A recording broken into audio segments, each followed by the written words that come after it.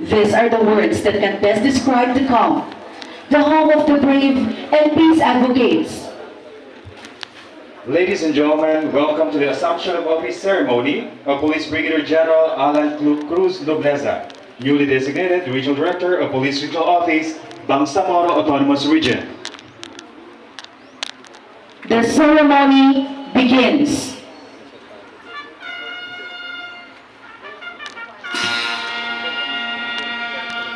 We have just heard the sound of the attention call, which signals the entrance of the parading troops, the cream of the crop of Police Regional Office, Bangsamoro Autonomous Region.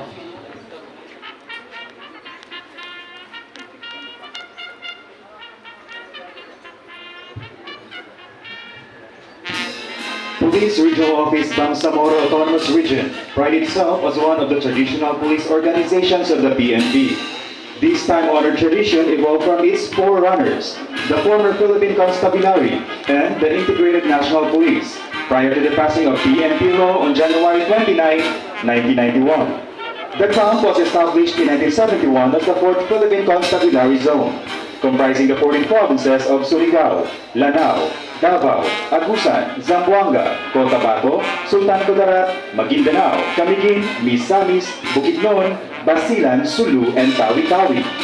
Because of its location and accessibility to a seaport, that is basic requisite for strategic defense, Parang, a coastal town of Maguindanao, was chosen to become the site of the 4th PZ Zone.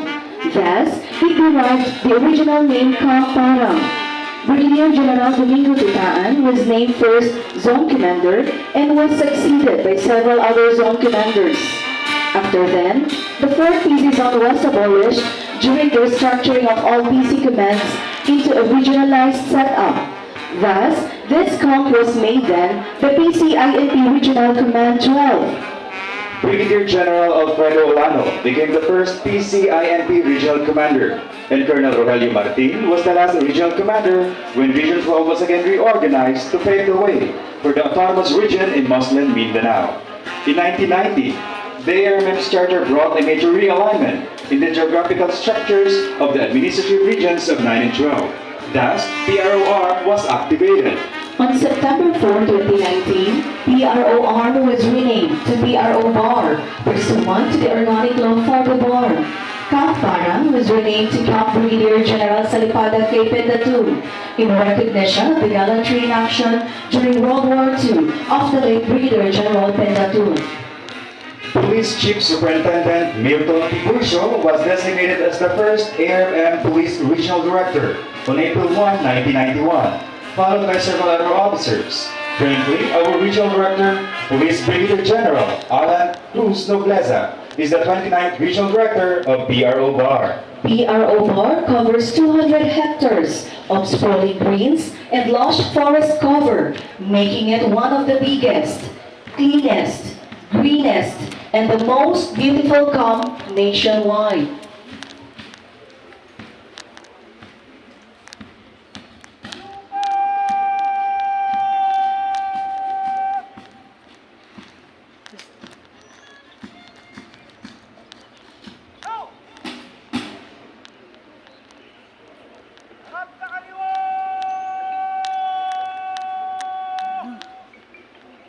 Harap sa kaliwa na.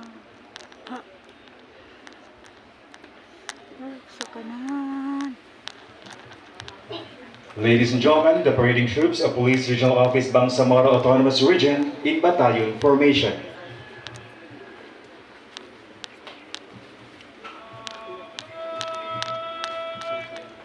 We have just heard the sound of the adjutant's call, which signals the start of the parade and review.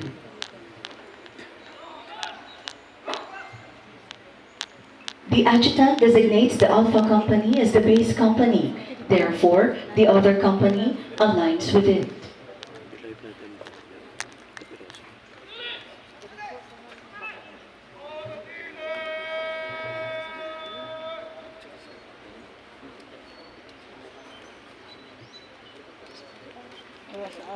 You've got mail.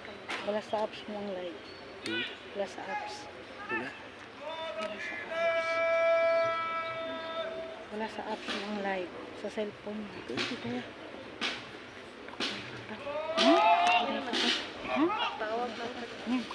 In a brisk manner called the adjutant strut, the adjutant positions himself between the line of troops and the troop commander.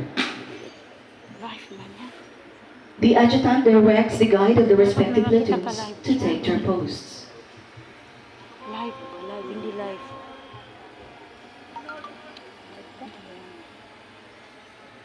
He then directs the troops to execute parade rest for the pass with a crowbar band.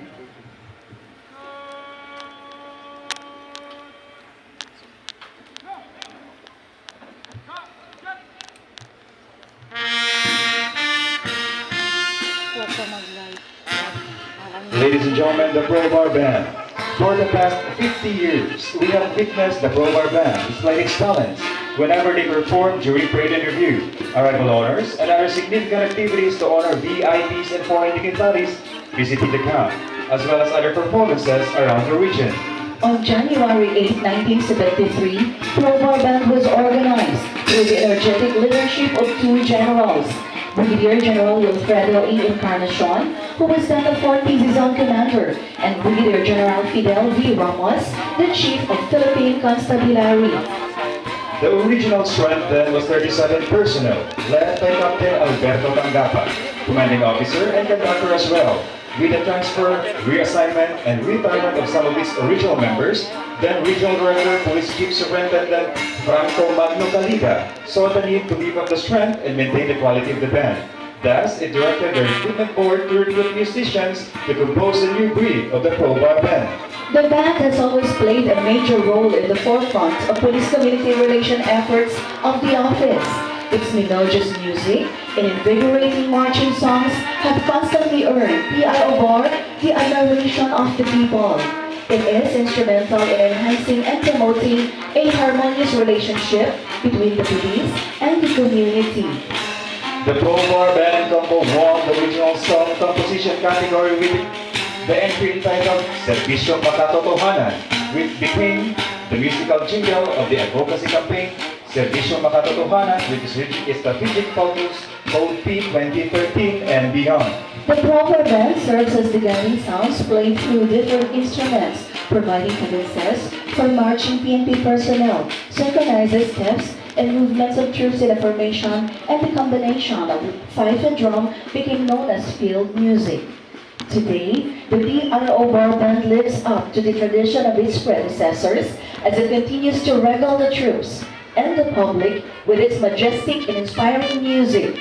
Truly, a group musically filled with a glorious past and assures a bright future.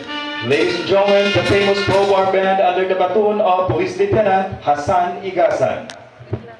The adjutant brings the troop to attention.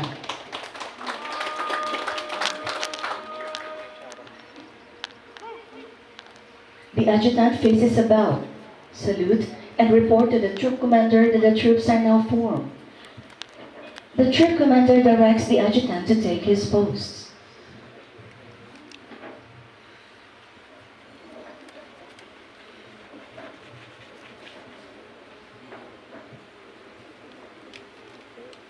The troop commander directs the elements to come to attention.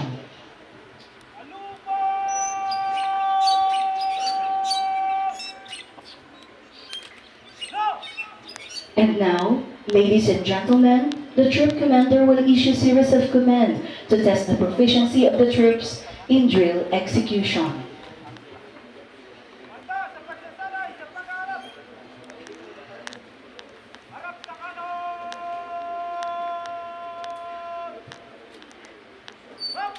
Right pace or harap sa kanan.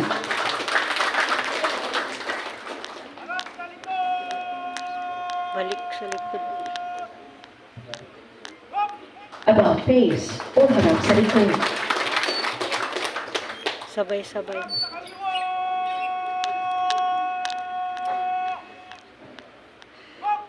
Left face or harap sa kaliwa.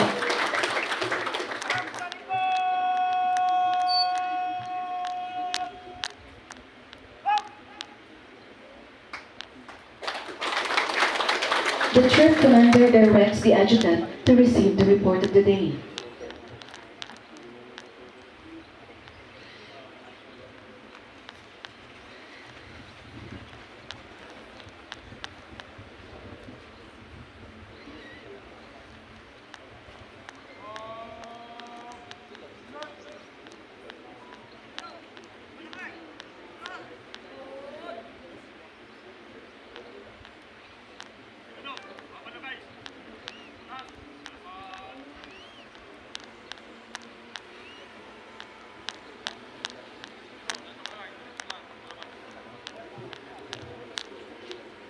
And now, the publication of orders. May front camera.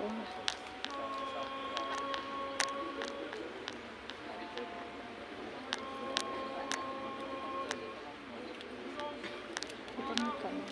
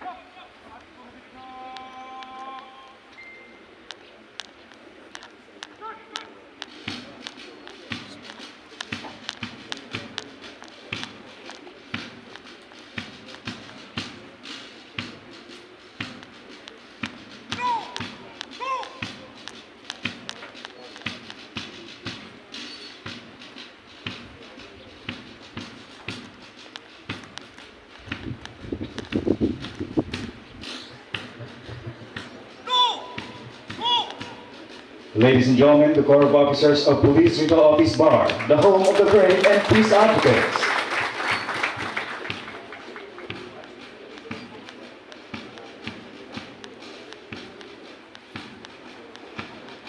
Kaya nga timing ang lakad.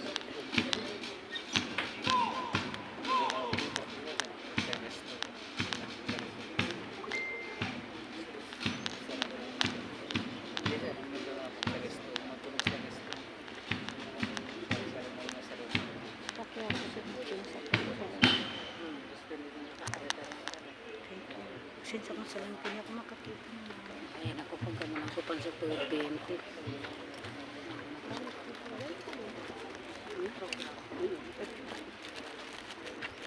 At this moment, the troop commander directs the troops to render salute and present the troops to the honoree.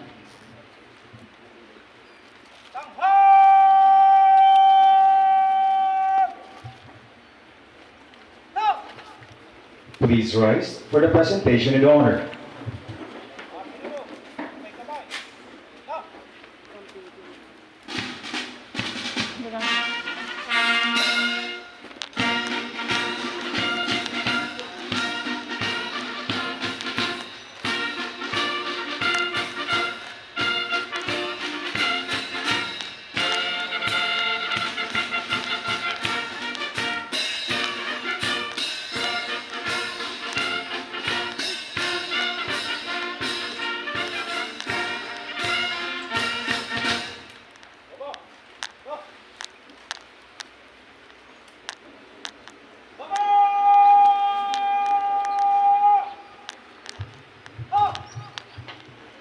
Thank you, and please be seated.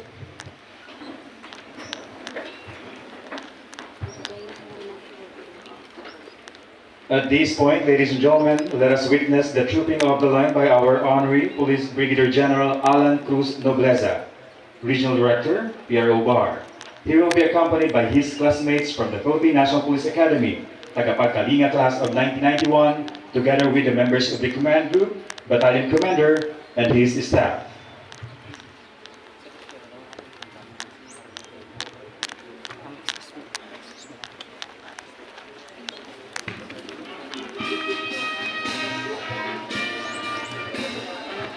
Ladies and gentlemen, Our honoree is a graduate of Bachelor of Science in Civil Engineering at University of Nueva Cáceres, Naga, Camarines City, before entering the prestigious Philippine National Police Academy, where he graduated as member of Tagapagkalinga class of 1991.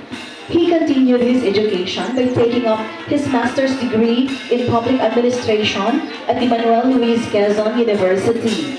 As an embodiment of optimism and hard work, he participated in various military and police trainings. He took also various intelligence training courses and seminars at the Special Intelligence Training School at Fort Magsaysay, Nueva Ecija.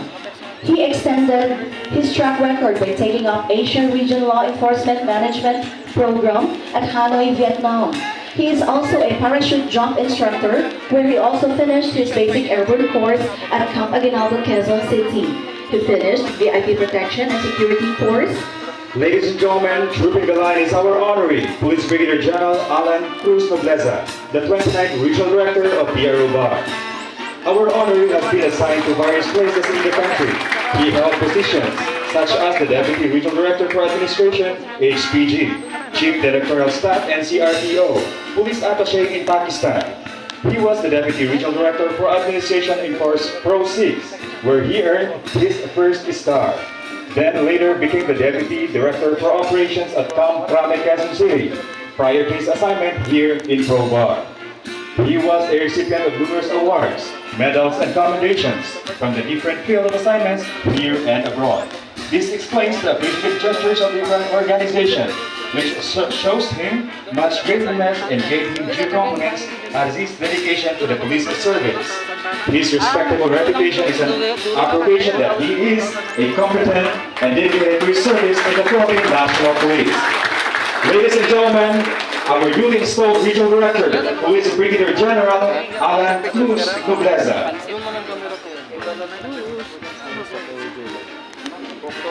Thank you, sir. And please be seated.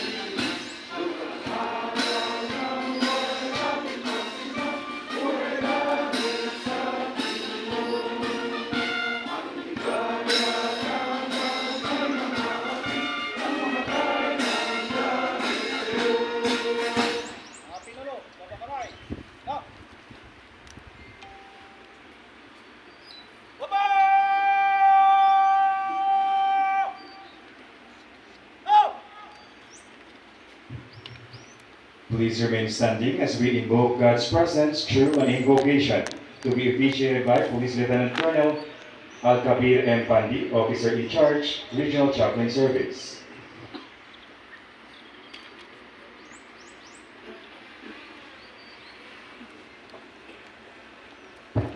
Bismillahirrahmanirrahim. وقال ربكم ادعوني استجب لكم آمين يا رب العالمين. In the name of God, the most beneficent, the most merciful, Almighty and ever-living God, all praises and thanks belong to you for what you have done for us. Now as we gather with grateful heart for the assumption of office ceremony of the incoming PROBA Regional Director, Police Brigadier General Allan C. Nobleza, we invoke your blessings, O God, to bestow upon him, being a newly entrusted with servant leadership regional command authority. We humbly pray, O God, that you keep our new RD with your divine grace, guidance, wisdom, and protection as he assumes all the power, authority, and responsibilities to lead this Bangsamoro Police Regional Office together with the command group and the staff, in the implementation and maintenance of law and order in this region. Help our new ALTI in the discharge of his God-given position. Above all, we humbly pray, O God, that his life, time, and authority dedicated to services be blessed with best discernment, moral ascendancy, integrity, and accomplishment transcendence. Send forth your special blessings to our guest of honor and Presiding Officer, Police Brigadier General Victor P. Wanchakan, Acting Deputy Commander, APC, Western Mindanao. May his presence with us inspire us to become truly God-fearing police officers and public servants. Amin. Walhamdulillah Rabbil Alamin. Please be seated.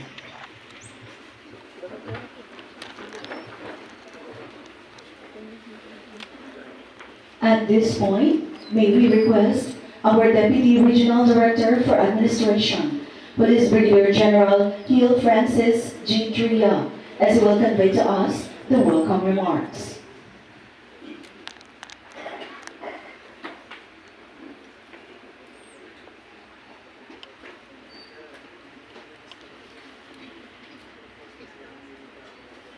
To our Presiding Officer, Police Lieutenant General Vicente D.DANAO Jr., as represented by Police Brigadier General Victor K. Wanchakan, Deputy Deputy Commander of Area Police Command, Western Mindanao, sir. Major General Alex S. Rivera, the Division Commander of 6th ID, sir.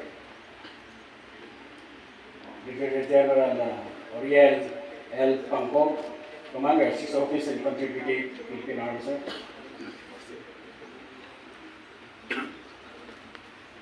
Brigadier General Eric A. Macamba, Philippine Navy, Marines, Commander of 1st Marine Brigade, sir.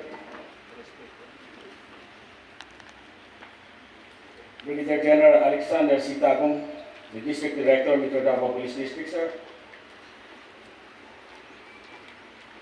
Brigadier General, Police Brigadier General Noel U. Quinaso, retired. Police Brigadier General Joseph D. Plaza, Police Brigadier General Jesus C. Martinez, Police Brigadier General Oscar P. Nantes, Police Brigadier General Ephraim A. Arcia, and Police Brigadier General James Espinosa, all members of the classmates of our regional director officers. And of course, our new Regional Director, Police Brigadier General Allan C. Nobleza, sir. The Deputy Regional Director for Operations, Police Colonel James Gulmatico. And the Chief of the Regional Staff, Police Colonel Arfa Pulkier S. Makalangkong Jr. To everyone, Division Chiefs, other officers, other guest officers, non-officers, non-uniformed personnel, civilian guests, Assalamualaikum warahmatullahi wabarakatuh. Good afternoon to everyone. Today, we will officially welcome a new administration, new leadership, and a new vision. But keep in mind that we will be immensely grateful for exemplary performance, advances, and leadership of the prior administrations despite the difficulties that our organization has overcome. In the face of demanding operational environment, the Police Regional Office Bangsamoro Autonomous Region has consistently delivered sustainable progress while establishing a stable foundation in policy. Our objective is to keep moving forward and to provide a stable support for preserving order and stability in the region, as well as to ensure the security of its communities. PROBAR continues to adhere to the demand for organizational reforms. We are devoted to continue the improvements with a strong belief in our organization's capacity and our colleagues' professional competence.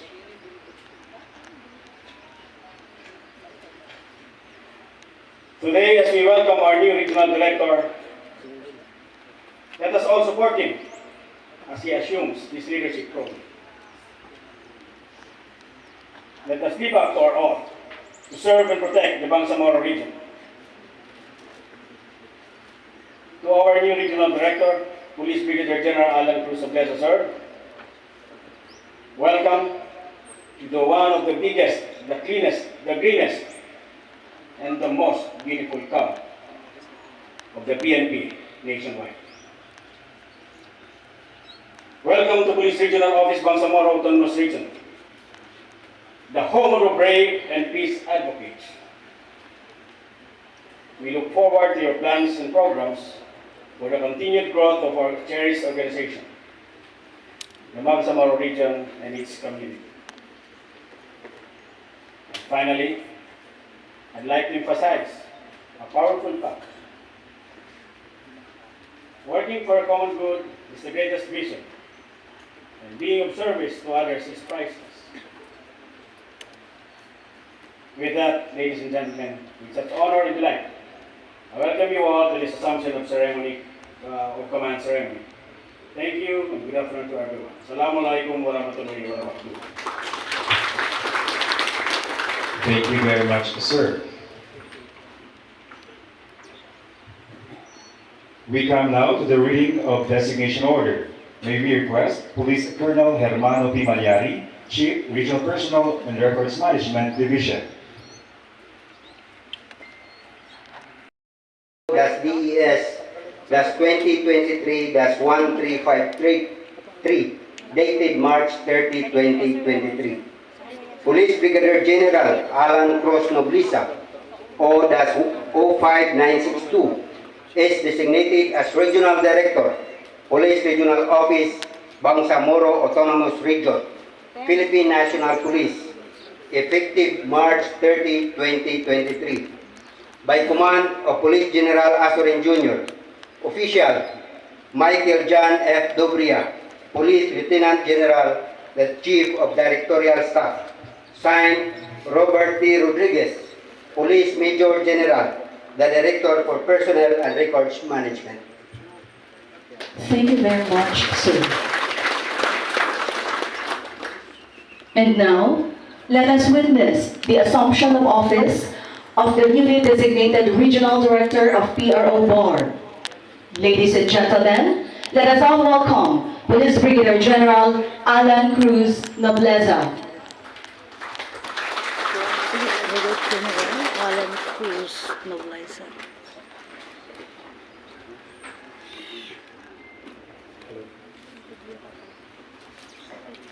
Republic of the Philippines, National Police Commission, Philippine National Police, Police Regional Office Bar, Camp Brigadier General Salipada, K.Pendatun, Maguindanao. Assumption of office. Pursuant to General Orders number NSQ GODES 2023-3053, National Headquarters, Philippine National Police, dated March 30, 2023, I hereby assume the position as Regional Director, Police Regional Office in Bangsamoro Autonomous Region, Philippine National Police, effective March 30, 2023. And I sign in your presence.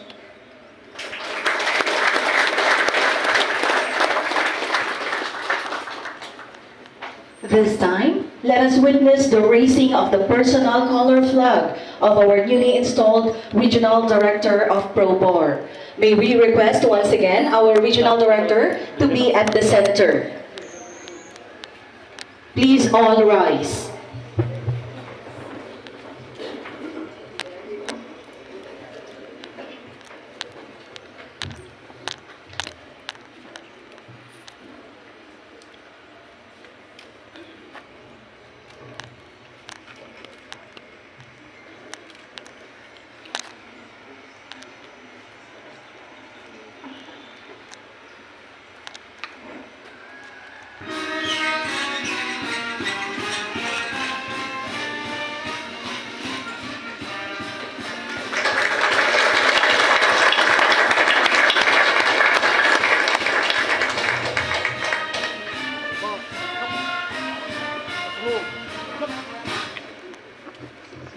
Thank you very much, sir, and congratulations to our newly installed Regional Director of PRO BAR. Please be seated.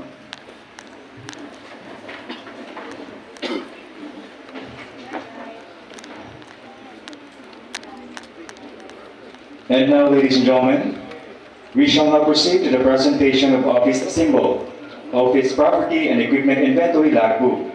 May we request once again our newly installed regional director to be at the center, sir. May we also request Police Brigadier General Victor K. Wanchakan, the Acting Deputy Commander, Area Police Command, Western Mindanao, representative of our guest of honor and speaker, Police Lieutenant General Vicente D.DANAO, Commander, Area Police Command, Western Mindanao.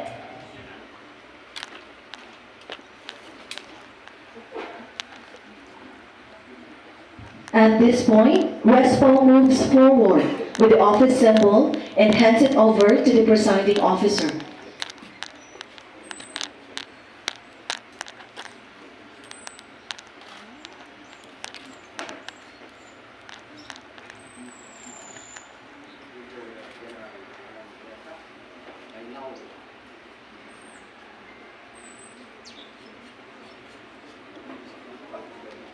I now introduce you the office symbol, the symbol of authority, and this word as the regional director of the law. Sir, the same place like the presiding officer, I will do my best in the word.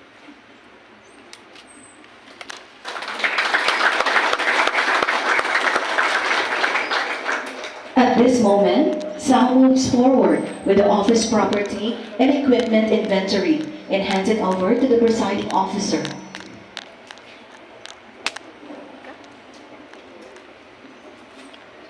I now introduce you this inventory of office property and equipment for your proper safety. Sir, I take great pleasure to properly utilize and safekeep all the properties and equipment of PRO BAR. Once again, let us give another round of applause to our newly installed Regional Director of PRO BAR, Police Brigadier General Allan Cruz Nobleza. Thank you very much, sir.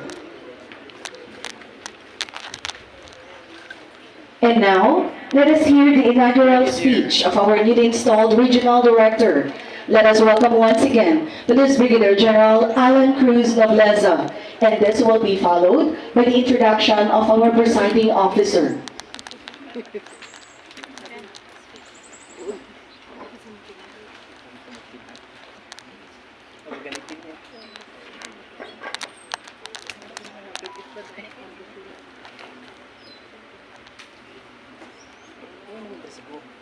To our presiding officer, Police Lieutenant General Vicente D.DANAO Jr., the Commander of the APC Western Mindanao, ably represented by my classmate, by Police Brigadier General Victor Wanchakan, the Acting Director, or the Acting Deputy Commander of the APC Western Mindanao. To Major General Alex Rillera, sir, my buddy during the national and local election last year, and the Division Commander of the 6th Infantry Division, Philippine Army, Brigadier General Oriel L. Pancov, the Commander of the 6th First Infantry Brigade, Philippine Army, my colleague when I was deployed as police attaché in Pakistan in 2017 and 18.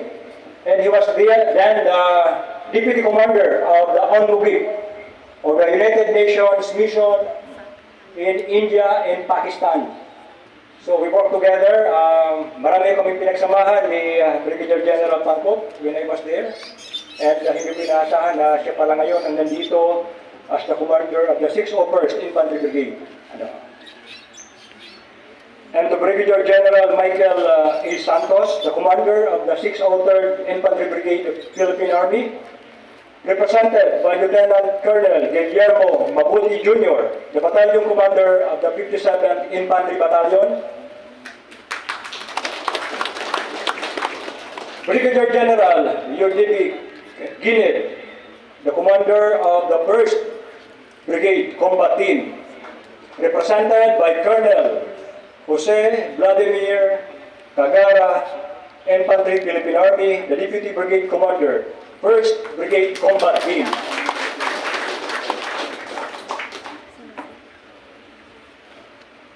Brigadier General Eric Macaambak of the Philippine Navy, the commander of the 1st Marine Brigade. Of course, my classmate, the District Director of the Metro Davao Police District, Police Brigadier General Alexander Tagum, my former boss of the Highway Patrol Group, and my riding buddy when I was at the Highway Patrol Group. Binabiyahe ho namin yung Camp Crame. Nagmumotor lang hanggang dito sa Mindanao, hanggang Kidapawan, at pabalik. And of course, isa to sa pinaka-paborito ko rin, at Bali, si Police Brigadier General Joseph Plaza, the provincial board member of the Agusan del Sur. When I was during in 1991, we were then assigned here at in Mindanao. During that time, Region 12 pa to eh. It was not yet split into 2 regions, so this is Recom 12. So in 1991, we were both assigned here as police inspector or lieutenant. So we were assigned as like a platoon leader, company commander in the regional mobile, or that time it was a Regional Special Action Battalion or RMFB. So marami kami pinagsamahan at hirap at ginhawa nito ni Brigadier General Plaza. And then my classmate, Colonel Jesus Martires, may kababayan from Bato, Camarines Sur, a good friend. Police Brigadier General Oscar P. Nantes, my classmate, he's from South Oki, sa Mindanao. My good friend. At I think when he retired, he was then assigned as the Regional Director of the RIAS 11. Right? And of course, isa naman sa mga kaklase namin, si Colonel James Espinosa. Thank you both for coming. And of course, Colonel Noel Plaza, the Regional Director of the National Intelligence Coordinating Agency. Kasama ko po si Colonel Plaza in Bicol when I was then assigned at the CIDG, and he was then the Chief of the Military Intelligence Group. Sir, nagpapasalamat po ako at nandito ulit tayo, magkakasama ulit.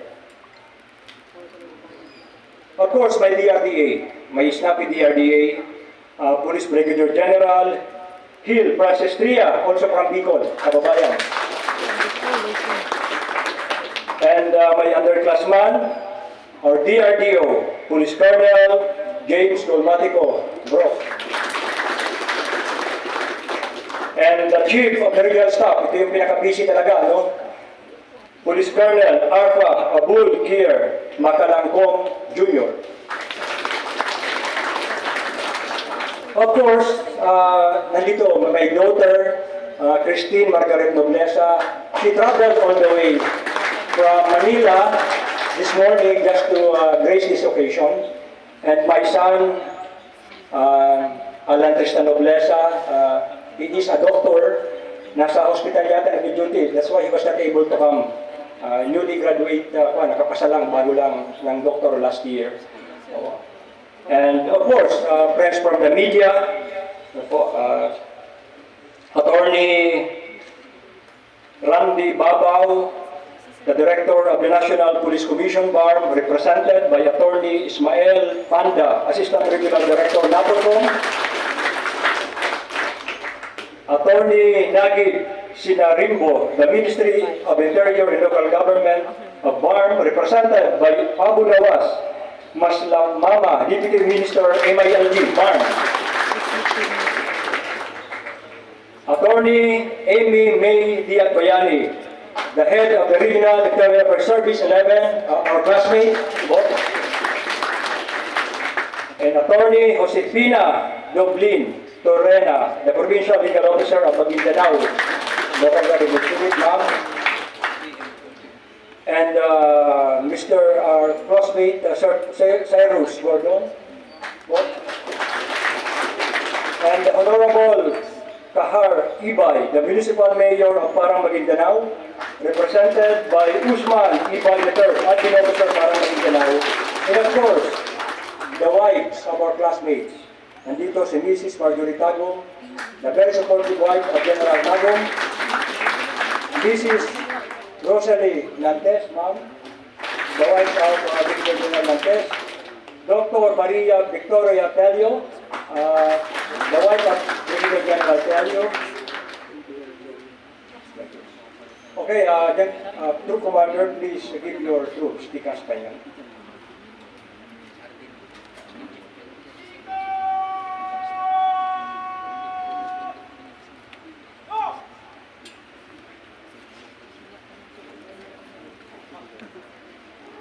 I would like to begin by expressing my heartfelt gratitude to the Almighty God, the great architect of the universe, for giving me this opportunity to serve our country and fellow men, especially the Bangsamoro people as the new regional director. I pledge that with this task, I will be with you in order to deliver a more disciplined and effective police force and make genuine efforts for the Bangsamoro people. As a willing and competent enforcer of order and reform, I stand before you today and present myself as your public servant, dedicated to duty in order for the benefit of our people. As your new regional director, I will continue the plans and programs that promotes the welfare and development of PRO BAR personnel, and I will respect the diverse culture of the Bangsamoro region. I accept this position as a challenge so that I will perform my duties and obligation in my full capacity. In order to win the public trust and support for achieving peace and progress in the Bangsamoro region, I expect you to continue to do your best to serve the public as well. And I am very grateful for the leadership of the PNP organization, especially to our Chief of the Philippine National Police, Police General Rodolfo S. Azurin Jr., for trusting me this position. And of course to the Secretary of the Interior and Local Government, Honorable Benjamin Abalos Jr., for giving me this chance to lead PRO BAR. And when I reported to SILG before I came here, the marching order that he gave me is to dismantle the remaining private armed groups in the Bangsamoro. Because as of now, based on the PSR, we still have 37 PAGs in the Bangsamoro. But before it was 43 and it was down to 37 because of the efforts being made by the security forces. And of course, I also seek the guidance, support and cooperation of our local government in the Ministry of BARM, headed by the Chief Minister, Honorable Ahud B. Ibrahim Al-Hajj, in order for us to gain the public's trust and deliver services to the community of BARM. Rest assured that I will continue to uphold the highest standards of integrity, professionalism, and service, that I will work tirelessly to ensure the safety and security of the people in the Bangsamoro region. With our current security challenges brought about by the traditional domestic threats in the Bangsamoro, and because of the peculiarity, if we could recall, during the last election in 2022, the national and local elections, the Bangsamoro region, or 20 municipalities in Bangsamoro region, were placed under red category or election hotspots. because of the intense political rivalry or the violence facilitated by the employment of thugs, the shooting incidents, and other armed threats during last year, or that some of the municipalities in the region was placed under or in the red category. And also during that election last year, 10 municipalities in the BARM region, 6 of which were in Maguindanao and 4 were in the Nobleza, were placed under community control because of the intense political rivalry and the violence facilitated by the different armed groups in the incidents of politically motivated violence involving political parties and political aspirants and supporters. And also that year, during the election, 3 municipalities were declared by the COMELEC failure because of incidents of killing and the shooting. And now, we have the upcoming elections, the BSTA, this coming October 30, 2023. And the COMELEC has already published the calendar of activities wherein the election period will start this August 28 until November 14. And the filing of candidacy will also be on October 28 until September 2.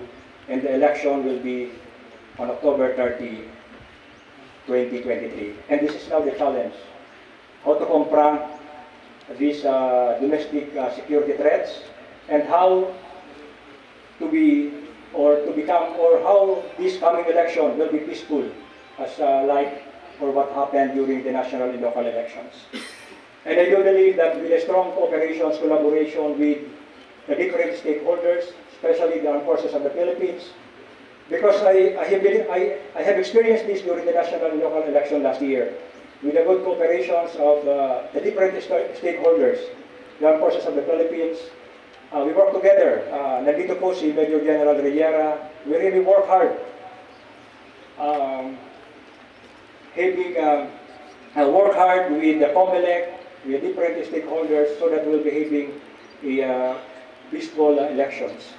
At nagkatotoo nga po, during the last year election, it was very peaceful, naging peaceful din, as compared to the previous national elections in 2010 and 2016. And because of the preparations, the security preparations that we have laid down before the election day.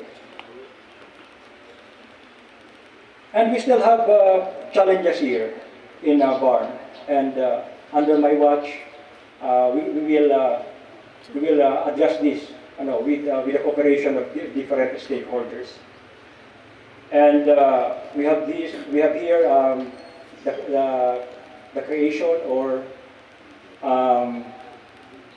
we have here the special geographic areas, or the barangay SBA 63 that comprise the 6 municipalities in North Cotabato. And the challenge there is all these barangays, or these 63 barangays, are located variedly in those areas. And this gives us a big challenge in terms of security. And I am confident that with a good cooperation with the different stakeholders, the local government units, the armed forces of the Philippines, the Philippine Coast Guard, and the media, we will be having a peaceful election this coming BSTA 2023.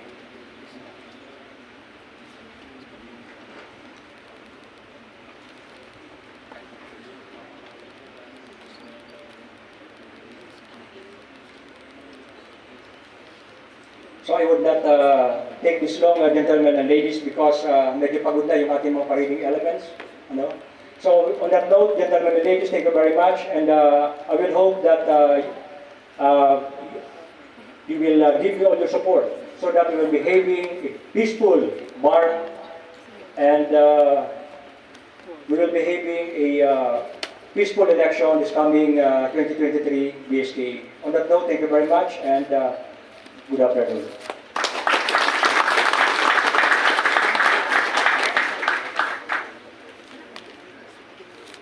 Yung program. Yan ang program ko. Pwede ko picture mo. Sure. Sa likod. Ayos yun.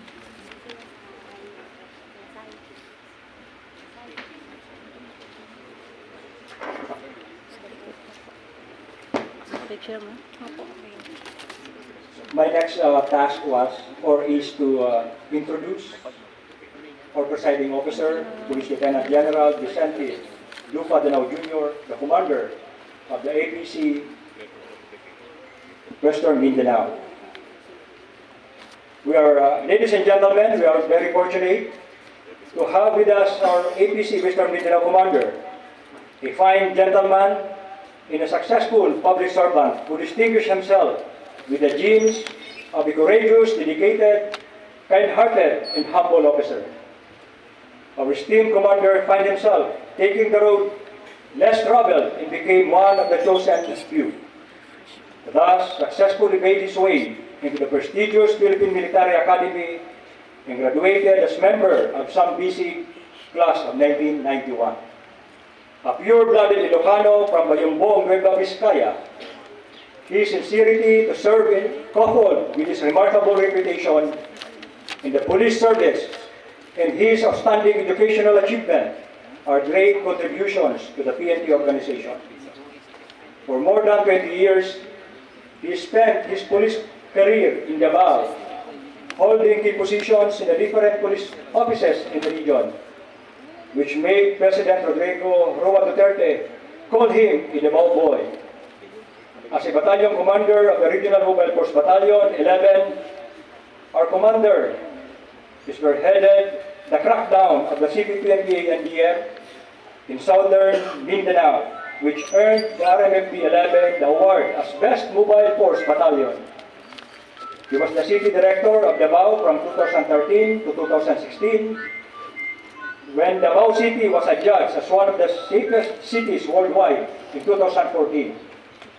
Willing to accept more challenges, he showed exemplary performance as the concurrent chief, directorial staff, and deputy director for operations of the Criminal Investigation and Detection Group, wherein the unit was recognized as the best national operational support unit from 2017 to 2018. In 2019, during his stint as the District Director of Manila Police District, the City of Manila was named as the 43rd safest city worldwide.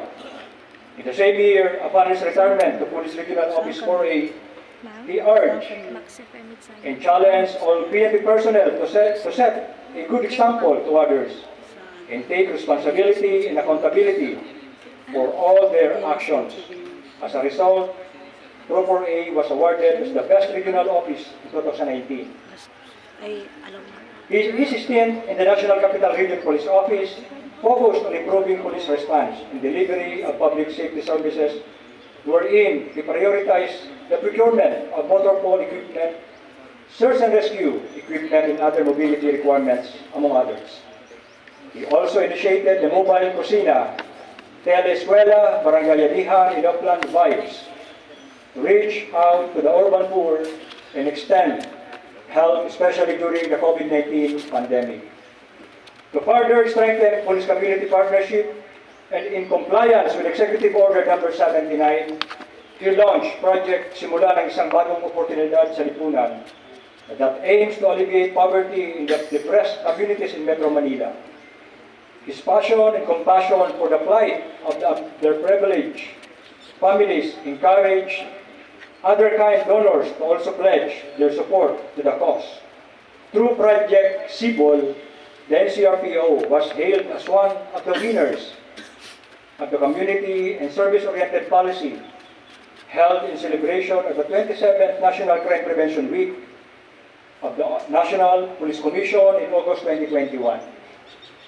In 2002, he was designated as the Chief Directorial Staff, the fourth highest position in the PNP tasked to supervise and synchronize the functions of the PNP Directorial Staff offices in support of the operations of the police regional offices, national support units. And as the designated OIC PNP, he was in charge of the commanding and guiding the PNP to direct and control tactical as well as strategic movements, deployment, placement, utilization of the PNP or any of its units and personnel, including its equipment, facilities, and other resources. A man with strong leadership, our Commander APC Western Mindanao continues to lead the PNP with the serbisyong tama, pulis na may takot sa Diyos, tapat sa kanyang panunungkulan, pulis na may tapang sa mga lumalabag sa batas, at pulis na may malasakit sa buong sambayan ng Pilipino. Ladies and gentlemen, without further ado, let us give a round of applause and join me in representing or presenting our very own Commander of the APC Western Mindanao, Police Lieutenant General Vicente D.DANAO Jr., ably represented by Police Brigadier General Big Wanchakan.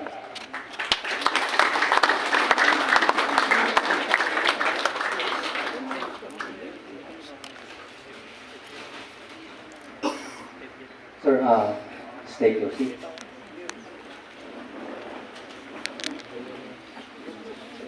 Commander, please give your name to kasabay.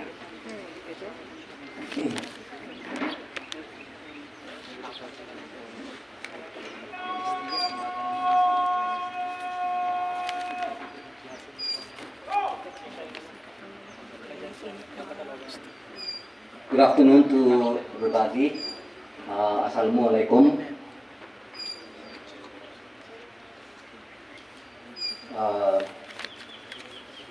Today we have the assumption of command for Police Regional Office Bar, and I'm representing Police Lieutenant General Vicente D.DANAO Jr., the Commander, Area Police Command Western Mindanao. Before I go with the message, of course, I would like to greet important persons for attending this command activity.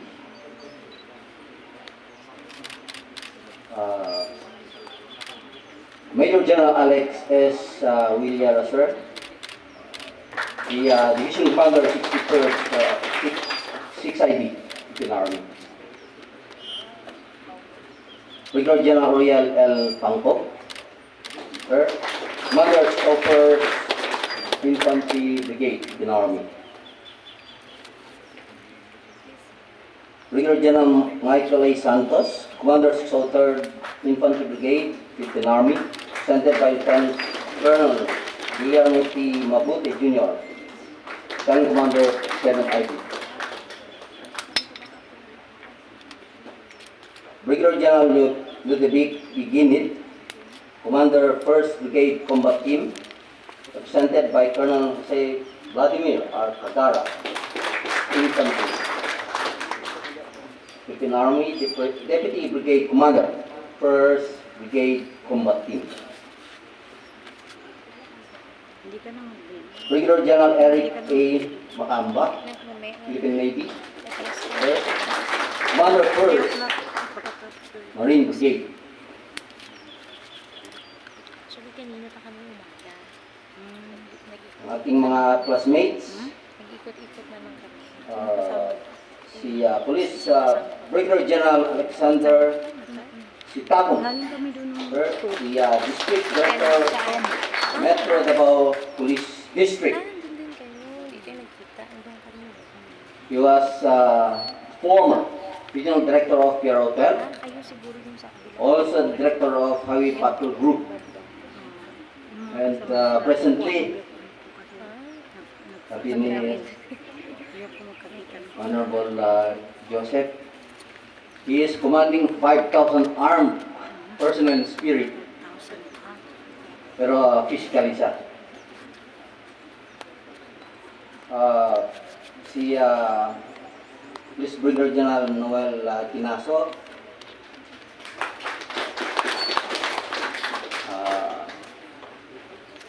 the Honorable Joseph Plaza, the board member of Abusan Day School. Sir,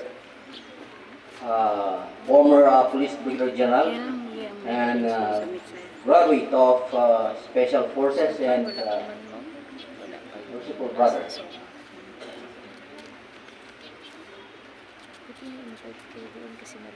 Police Brigade General ito si Martires. Ito. Police Brigade General Oscar Pinante. Police Brigade General Ephraim Arcilla. Police Brigade General James Espinosa.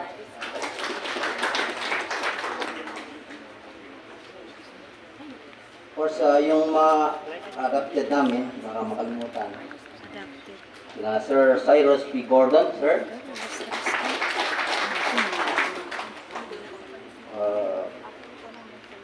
Si Attorney Ospina, tama ba? Attorney Amy, sorry. Attorney Amy Medi Agbayani.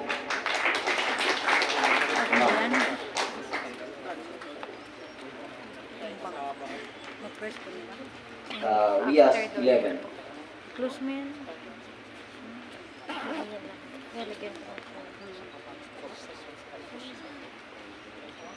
We have Attorney Randy F. Babaw, Director ng Kukumbar. Represented by Attorney Ismael Panda, Assistant Director ng Kukumbar. Mabuti sir, nandito kayo. Sa Napolcom will be or magaling makasama mo yan kasi kasama sa ating mga alituntunin, lalong-lalong sa promotions natin. Attorney Nagib Sinarimbo from the Ministry of Interior and Local Government, represented by Abunawas Maslamama, Deputy Minister MILG Bar. Attorney Espina Idobin Torena, the Provincial Legal Officer of Mindanao.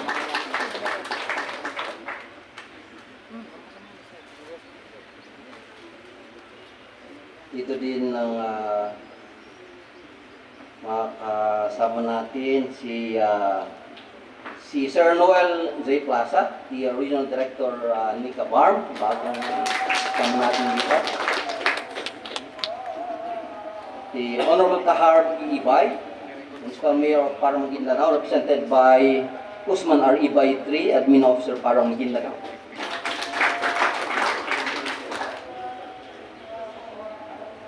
Sama natin si Ma'am Marjorie Tagom, si Ma'am Rosel Nantes, si Dr. Maria Victoria Telio,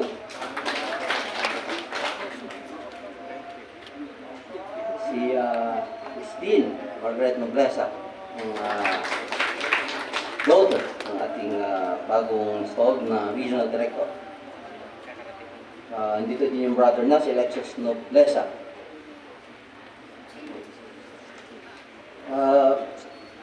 Yung kasama sa command group, sina Brigadier General Hill Francis G. Priya, the DRDA, Robert, your school brother,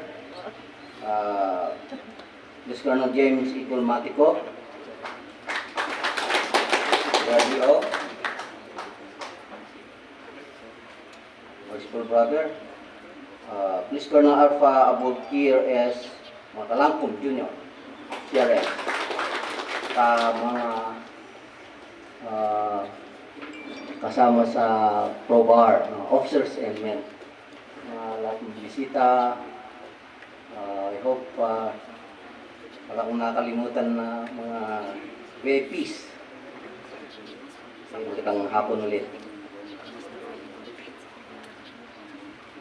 Sa ating bagong Regional Director, alam nyo, I have monitored, no? Sa National Headquarters, PNP.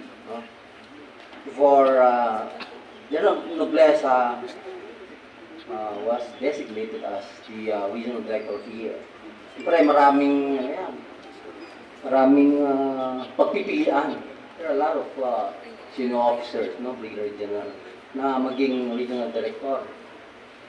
Pero siyempre, eventually, nakuha ng ating classmate na si General Allan Nobleza. Kaya palakpakan natin.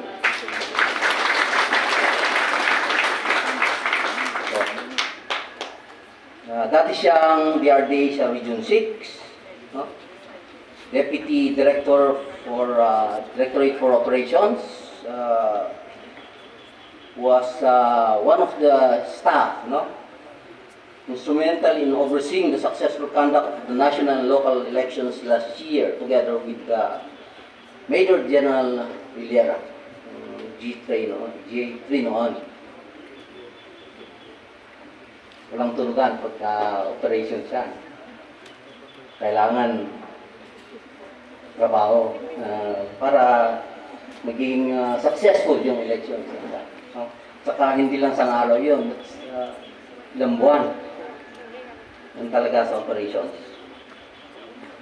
Ang ating regional director, banggit din, he worked with the OPAN, Office of the Police Attaché. Kataon na nakasama niya si una kong nakilala, si Brigadier General Oriel Pangko. Ito, nababanggit yung mga kasama natin mga officers sa mga AFP, Navy, kasi ito yung counterpart o katulong natin dito sa area. No? Ganoon tayo magtrabaho. Hindi lang sa national headquarters, kundi sa field, tulong-tulungan tayo.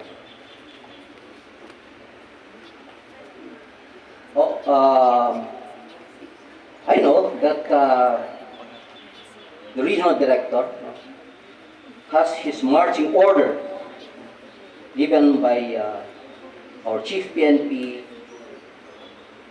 Police General Adolfo S. Aslin Jr., BGen our SILG.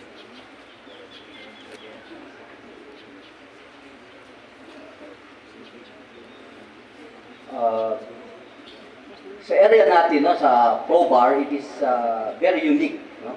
Unique ang, na-mention naman ng ating regional director due to its geographical area. Diba? Yung features, no? Nakikita nyo dito sa parang Maguindanao, pero meron pang sa Sulu, Basilan, and Tawi-Tawi. Dadaan ka muna sa Zamboanga bago ka makarating doon. That's the uniqueness. Further, hindi katulad sa Luzon, Visayas, na dito we have Christians as well as Muslim brothers and sisters, okay? And different cultures and traditions. In fact, last 2014, we had the peace agreement signed by our government and the MILG. And at this time, ongoing pa yung normalization track. No? The decommissioning of 40,000 MILF combatants and their firearms. Kasama din dito yung concern natin sa disbandment of private armed groups, wherein our SILG is the chairman. So, focus pa rin natin yan.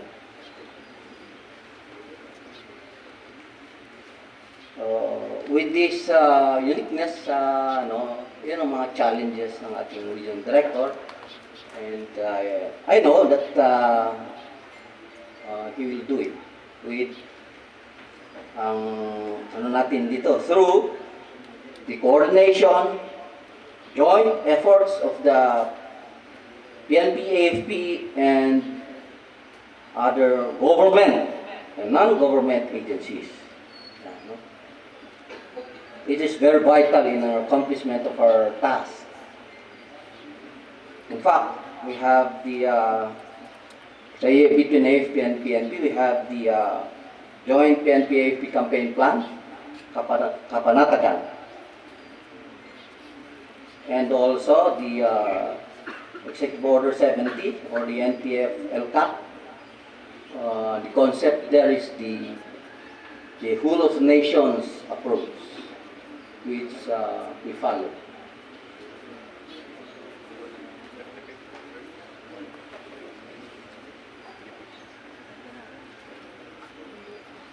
Hence, I ask the gallant men and women of ProBar to support the leadership of our new regional director and remain steadfast in upholding your sacred oath of serving and protecting the people. Together, let us build upon gains of those who came before us and strive to give our people the peaceful and prosperous and comfortable society they deserve. Thank you very much. Mabuhay ang Philippine National Police. Mabuhay tayong lahat. Thank you very much, sir.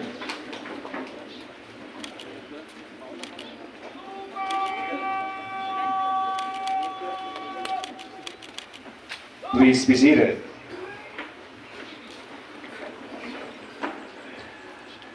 And now, let us witness the giving of memento to our presiding officer. May we request once again Police Brigadier General Victor K. Wanchakan, the Acting Deputy Commander, Area Police Command, Western Mindanao, to rise. To present the memento, may we request our newly installed Regional Director, together with the members of the command group. With ProBar logo.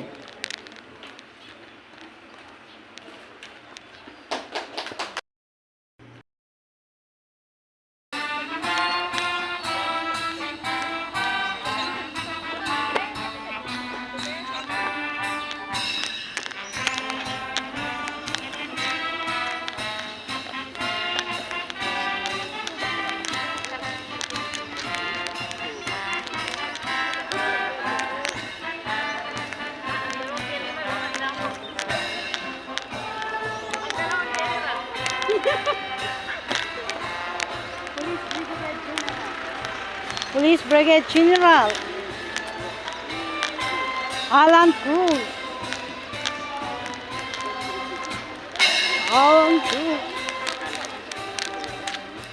Nobleza. Ay, Nobleza.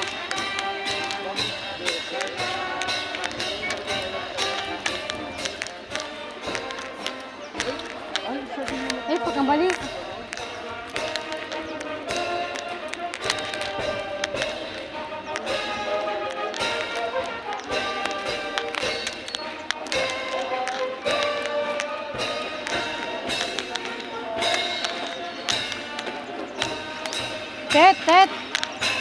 Tet.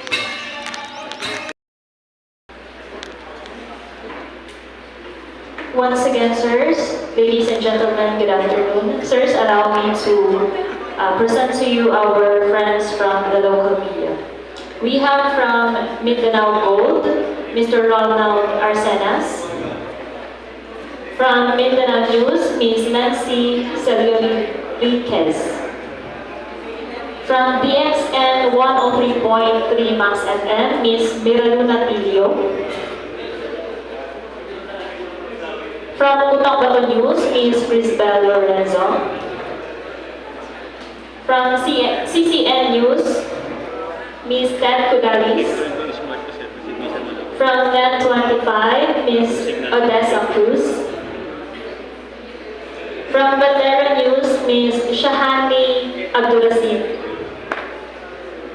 From DXMY, Ms. Roy Holgado. Mr. Roy Holgado, sir. Pasensya na po. From GMA News, Mr. Ferdinand Cabrera. From ABLSN TV News Online, Ms. Thea Abdul Karim. From TFK Broadcasting System, Ms. Bailinang Abo. From Brigada News, Mr. Joe Pimapalaw. From Voice FM, Mr. Ersad Abdulati. From Banner News and Trident News Philippines, Mr. Mark Navales. From Asintado Newsliner, Mr. Gerondio G. Paniguaser. From PNB News Philippines, Ms. Nor Lalao. Good afternoon, ma'am. And from DXII 107.5, Mr. Manuel J. Cali. Sir, these are our friends from the local media here in Bangsamoro Autonomous Region in Muslim Mindanao.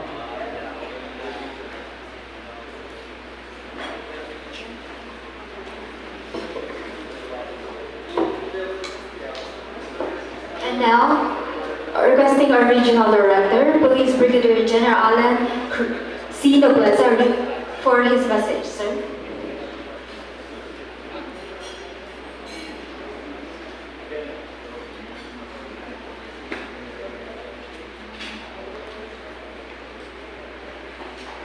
Again, thank you very much. Thank you very much to all the members of the media who are present today. And also, again, to our 6th Infantry Division Commander, Major General sir, and to General Panko, and to Brigadier General Wanchaman. And we are here, as this is my, actually this is not my first day, you know. I was here last Saturday, and I started to work even without this formal ceremony. And in fact, during last Sunday, there was a very, very good, significant accomplishment on Sunday wherein Lanao del Sur Police Provincial Office along with the CIDG were able to arrest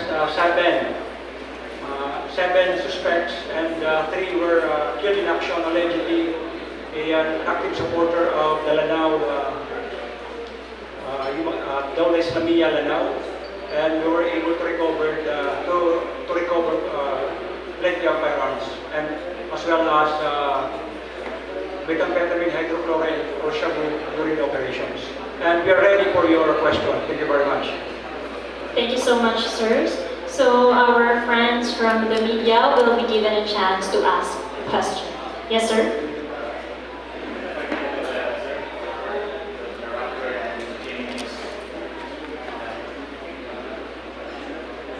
Well, aside you mentioned about the accomplishment of the first day, and we congratulate your leadership of that. Sir, you mentioned earlier, there are only 37 left of the private armed groups from 43. How are you working now with the 6th Division with regards to this private armed groups? And especially you mentioned about election coming, and we monitored a lot of incidents related to election. I was listening earlier to a commentary. These incidents, the infighting of the MILF are triggered by upcoming elections, SK and local elections. Hello. As you know, from January 1 to April 3 this year, we were able to record a total of 10 elected government officials who were killed in the whole bar. These elected government officials were mostly barangay chairman or barangay kagawad. And that was the focus of the whole bar, because and also this happened even outside bar.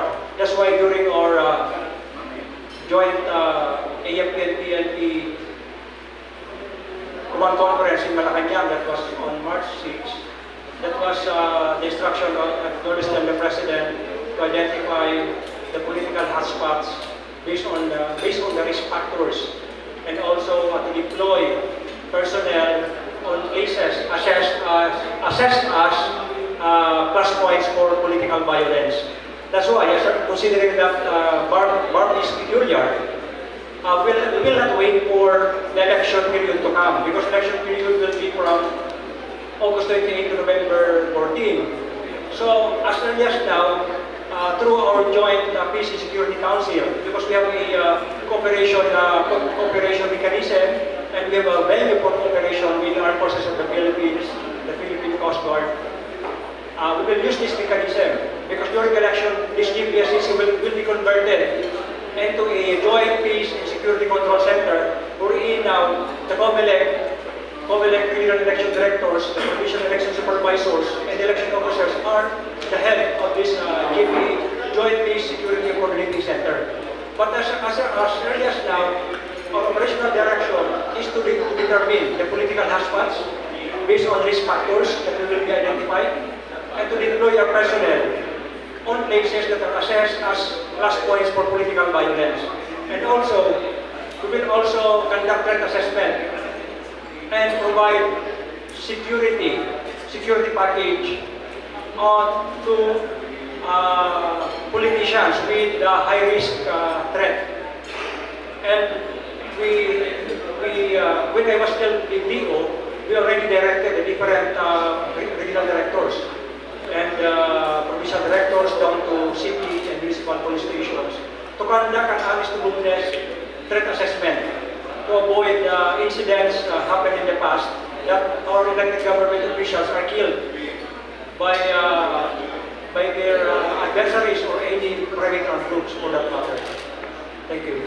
When you mention about security package, does that mean providing security with the barangay candidates or officials? Sir, that because we classify threat as low threat, medium threat, and high risk, or high threat, or high risk, medium risk, and low risk, di ba? So may kanya-kanyang category yun. So if these politicians, after assessing this threat, and he falls under high risk, then we will provide security package. Security package. That is from his place of residence, for all his movement. We will provide ground security, convoy security, and PSP, personal security protection, so that these politicians will be secured during his movement, and he could still perform his normal office duty. Sir, did we top the list of the high risk among the red spots in the upcoming election? Yes, sir. We have an initial list. Because as I mentioned a while ago during the national election last year, there are plenty of places of bar that were plus points for political violence. And these places were, I'm talking about the last election, in Maguindanao and in Norte. But now we started to assess the political hotspots based on the identified risk factors. Risk factors. Ang mga risk factors dito, ito yung history or current intense political rivalry. Diba, may history during the past elections na mayroong nagkaroon ng patayan itong mga political rivalry. There was an intense political rivalry. And violence that was facilitated by the employment of private armed groups, isa yan sa risk factor. And yung proliferation of those firearms in those areas. There are plenty of cases of shooting incidents here in the whole bar. Diba, alam natin yan, kasi maraming baril, those firearms. And also the threats of the armed group or yung mga armed groups na nandito. Diba, yung mga nandito yung mga rock elements of MILG, the criminal gangs, gun for hire, and other threat groups that are operating here in the whole Bangsamoro. Ito yung mga threat groups na yung risk factors na sinasabi ko. And ang ginagawa namin dyan, we are categorizing, diba? Based on, halimbawa, yung IPR, intense political rivalry, 30%. Yung pacts or violence that can be facilitated by the employment of pacts, 20%. Parang gano'n. Shooting incidents, 30%. sa criminal gunfire hire, 10%. So, to 100% yan. So, we'll come up with the first, maybe first 10 municipalities per province, yung by ranking, based on identified risk factors. So that we know kung saan kami, we could plan for our security deployment. We could plan, hindi yung sabog-sabog, di ba? Based on that identified risk factors. Halimbawa, yung isang munisipyo nakakuha ng 98 doon sa sinabi ko mga risk factors. So say yung number 1, yung pangalawa naman ay isang munisipyo, 97%. Because this is a, hindi to yung, this is based on, yung pag-assess talaga, honest to goodness assessment, yung mga risk factors. So that we could come up with a truthful determination of political hotspots. Then the PNP and the EMP could deploy their personnel on the assessed places that could be plus point for political violence. Sir, can we hear kay Sir Relia on the part naman ng 6th Division sa efforts ng preparation election, barangay and ST election? Just like yung Philippine National Police, continuing din yung efforts namin in preparing for the election. Not only that, yung drive namin to eradicate yung threat groups na magiging kanina naman ni General Nobleza, mga threat groups. Hindi lang yung tao na Islamia, hindi lang yung mga BIFF, even yung communist terrorist group, yung mga NPA. Kasi yung area namin sa 6th Infantry Division extends up to some parts of Sarangani. So may mga NPA na kasama sa threat group na pinoconfront namin. Alam nyo, itong mga threat group, they have one thing common. They are all terrorists. So they terrorize the people, they disturb the peace in the community, and they are hindrance to development. Kaya pinagsisikapan namin in tandem with the Philippine National Police yung pagtapos dito sa problema ito. Maganda nga dahil nagkasama na kami dati ni Alan nung nasa National Headquarters pa kami sa National Capital Region during the conduct of the national elections last year. So ito continuing yung partnership namin at least kumbaga sa basketball, alam na namin yung laro ng isa't isa. Hindi na kami magkakapaan. Yun lang, thank you. Thank you, sir. Next po is from Kutang Bato po.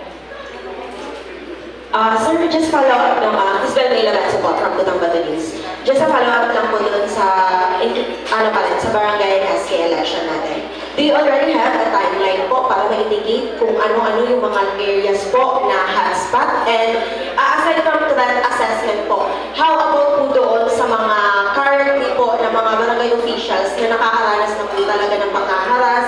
And kahapon po, if I'm not mistaken, treasurer po ng Pagalunan, Maguindanao ang binaril din patay sa may datong tawan. Yes.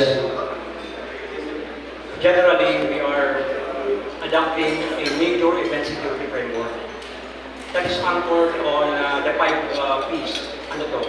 Predict. Ito yung strategic framework namin, strategic framework. Predict, prevent, prepare, perform, and post actions. And these 5 P's, meron kami dito pre-operations, operations, and post-operation phase. Nandito nakapanood yung aming timeline. During pre-operations, predict, di ba?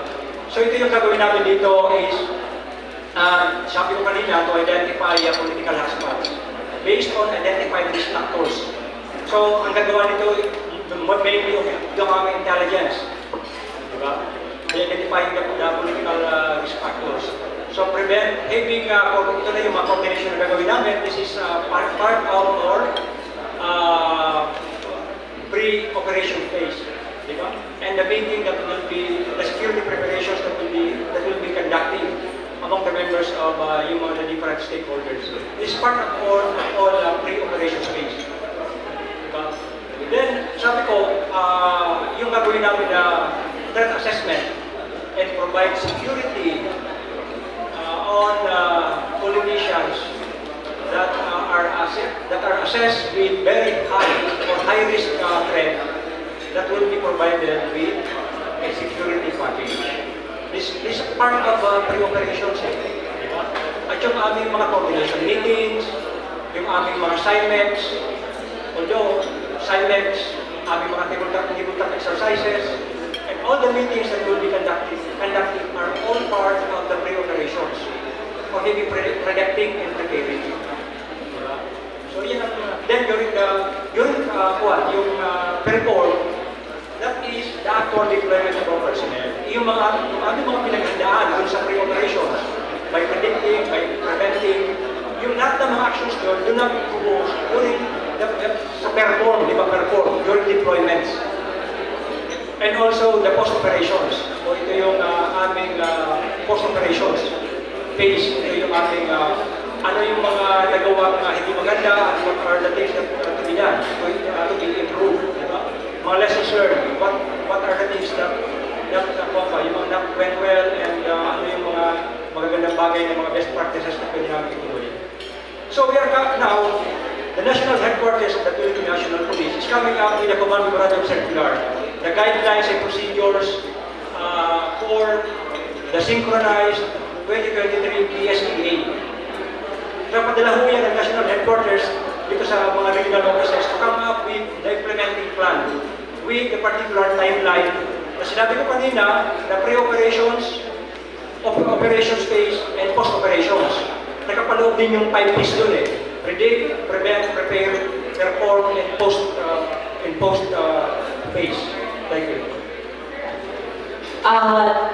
Second question, sir, no? As the former Deputy Director for Operation, how do you see peace and order situation in BARM? And as the newly installed Regional Director, what are your key points to ensure peace and order here in Bangsamoro region, especially in PBGen and some part of Maguindanao, sir? Thank you.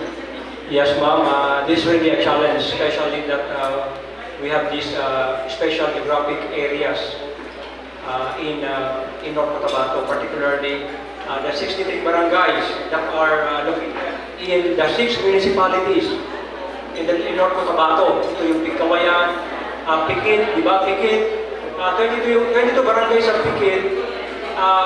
The people there voted to be under Bangsamoro. It's very challenging.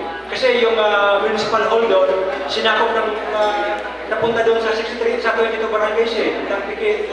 At yung munisipyo naman, sa yung police stations, napunta rin dito sa BARM na eh. Diba? That's really the challenge. That's why the PROBAR deployed our Regional Mobile Force Battalion in those areas.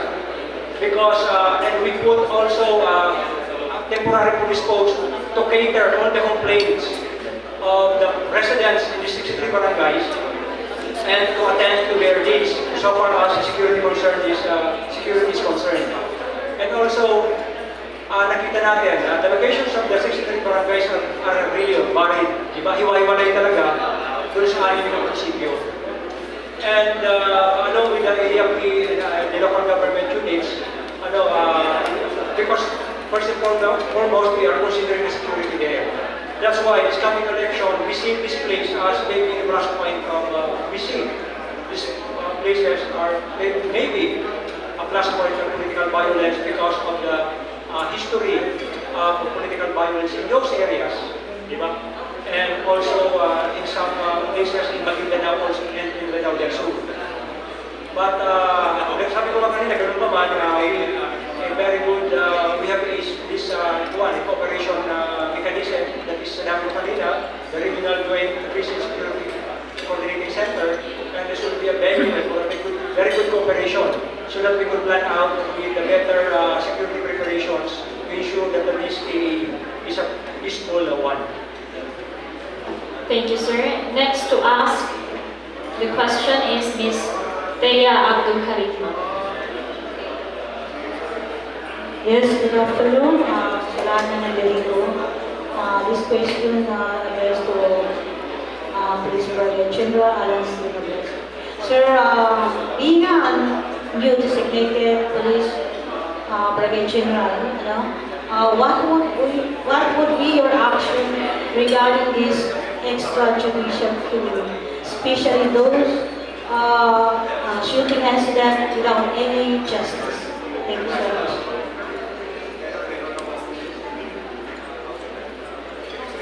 Yes, as we have seen in the past, there were cases of shooting incident among and between itong mga peace-inclined armed groups. Diba? In the past, there were cases of shooting even minor children in the Northern Sur. And those involved were peace-inclined armed groups. And the problem there, because it was rido. That's why meron tayong we are coordinating with the local government unit to come up with this rido. Magkaroon sila ng agreement, yung parang nag-uusap doon through the use of the local government unit, through the operation of the LGU.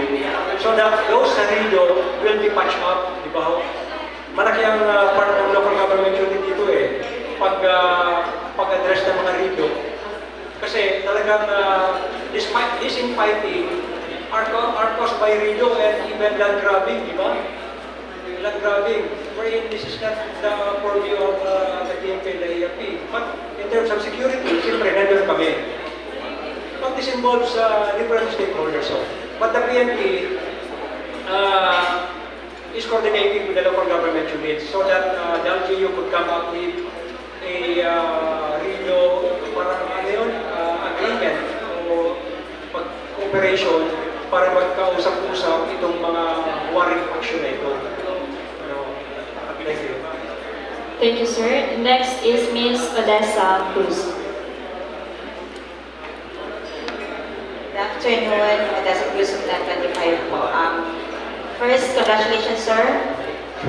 Ang tanong po on the lighter side is, how will you describe your leadership approach pagdating dito sa Bangsamoro region? Will you be strict or will you be visible sa ating mga community, specifically sa mga programs and projects ng Pro-War?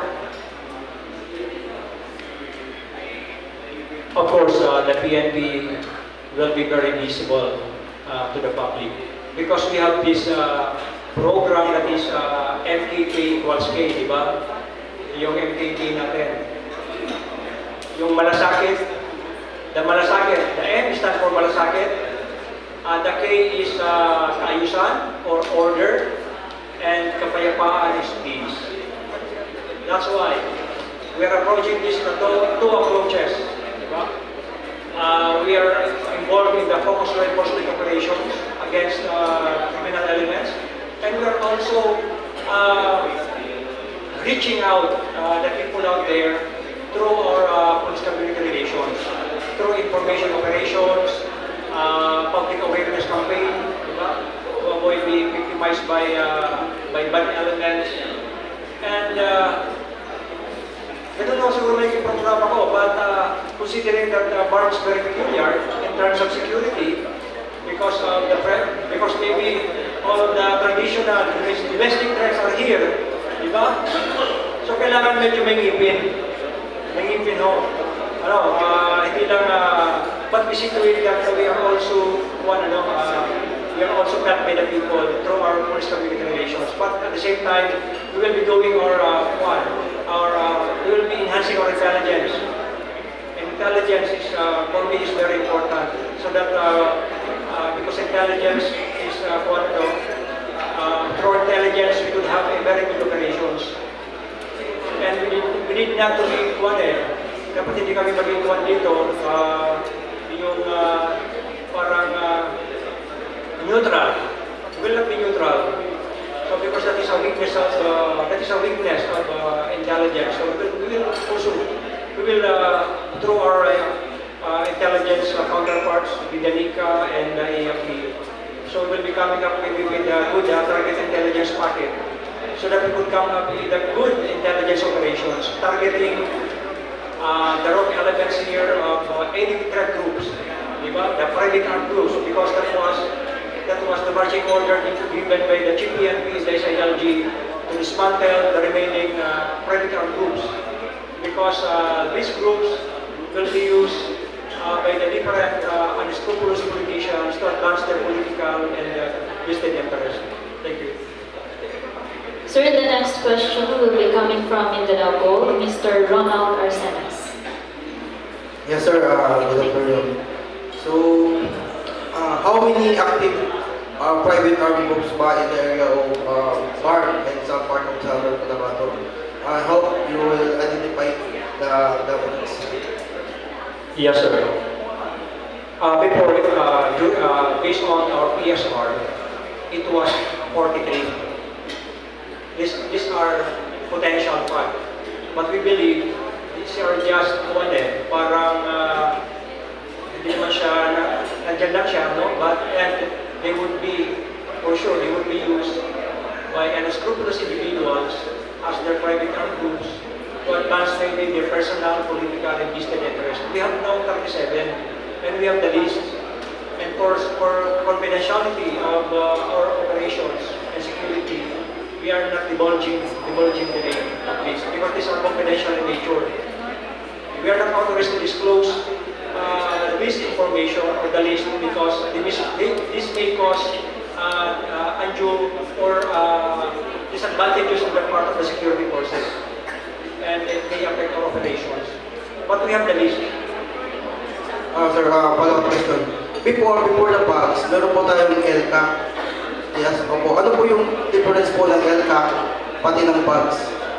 Yung LCA. Yeah, ALCAC is focused on the program of the government with 12 clusters. 12 clusters ang ALCAC. The ultimate aim is to defeat the communist terrorist group, to defeat and decimate the remaining guerrilla fronts that are still active, and to prevent recruitment from the countryside. These are really the strategic aim niya for the sustainable development of this country, di ba? As of now, from the baseline of 89 guerrilla fronts in 2016, it was down to 3 active guerrilla fronts that could be found in the Samar province. Dito ko yata sa area namin is mayroon, but this are weekend na to. Weekend because of the continued operation of the military that caused the decimation of the vertical formations of the New People's Army and also the Communist Party of the Philippines. Other CPP groups were already co-opted and reoriented, di ba? Halos meron pa dito, baka maybe siguro squad formation na lang. But ang concentration ngayon ng active guerrilla fronts are now in Samar. And because there are still 3 there, the last one that was disbanded was in South Cotabato. But now, we still have 18 weekend guerrilla fronts nationwide. But hindi na po ito masyadong napakalaki, ikumpara mo ng nakaraan. Kasi dito, weekend na ito wala na silang capacity para mag-conduct ng malaking operations.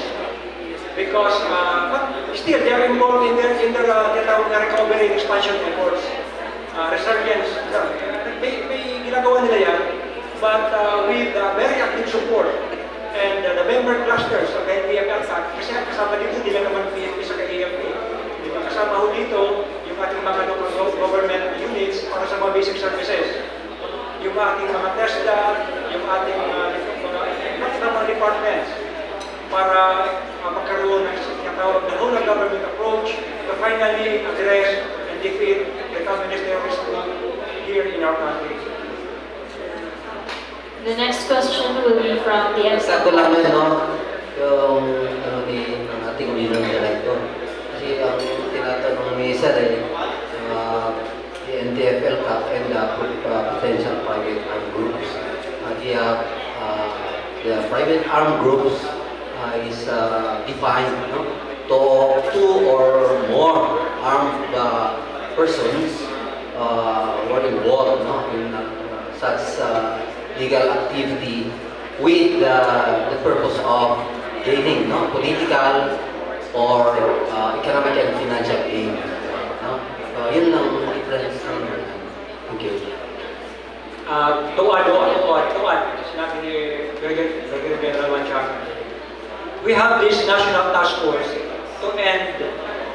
national task force for the dismantlement of private armed groups, NTFD funds, wherein it is chaired by our Honorable Secretary Benjamin Abalos Villar, the Secretary of the Department of Local Government. And this is composed of the different agencies. Di ba? Nandito pa rin ang DND, nandito yung SOJ, and nandito ang PNP, nandito yung ang AFP, ang Coast Guard, and this is a whole of government approach. Ganun pa rin ang approach. It is pattern of the NTFL. Kaya lang, ang ina-address mo nito, yung sinabi ni General Manchaca, these are PACS is defined as two or more persons that are cooperating, helping each other to advance the political, personal, and business interest of an individual or politicians. Thank you. Thank you, sir. Next is from the XMY, Mr. Roy Colgado, sir.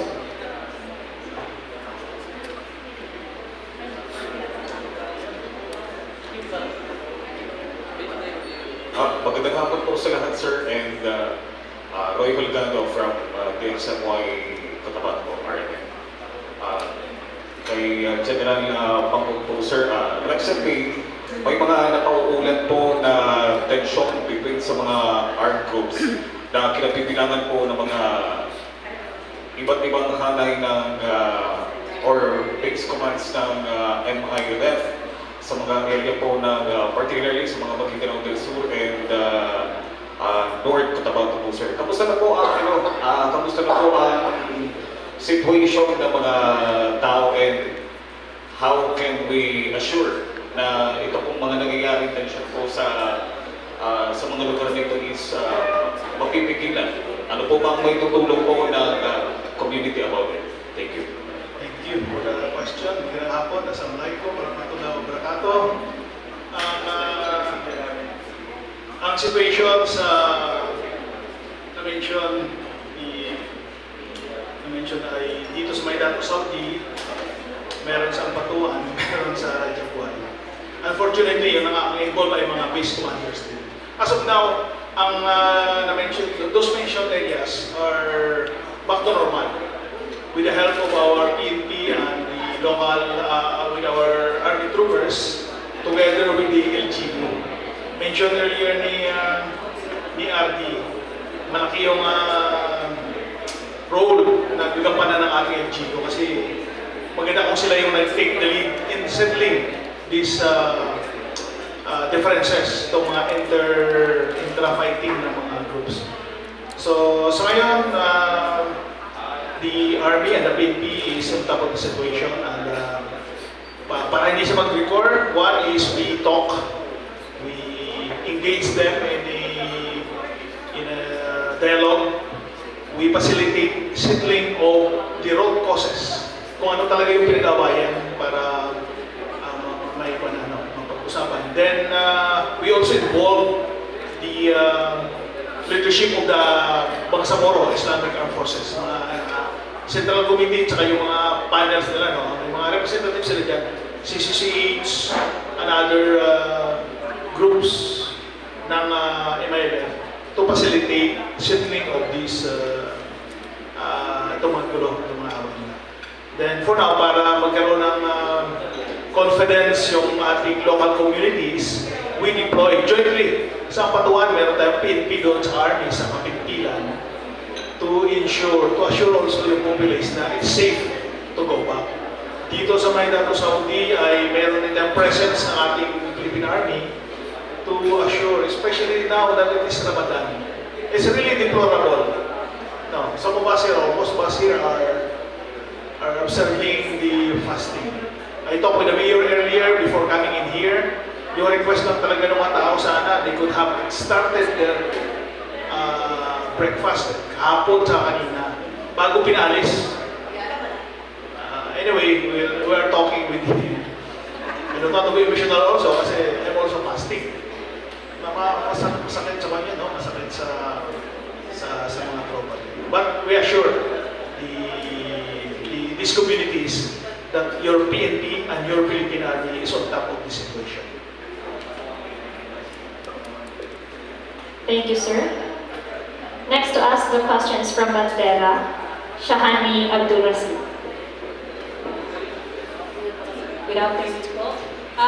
Last September 2022, Republic Act 11550 was ratified, dividing the Maguindanao 1 into 2, Maguindanao del Norte and Maguindanao del Sur. And then last week or recently, Napol Congress okays the activation of the Maguindanao BPO. What will happen po? Yes. Because of this ratification and the Maguindanao BPO will be split into one, and it will be named now as Maguindanao del Sur Police Provincial Office, and the other one is Maguindanao del Norte Police Provincial Office. And for the meantime, the Maguindanao del Norte PPO will be co-located here inside the PRO farm, pending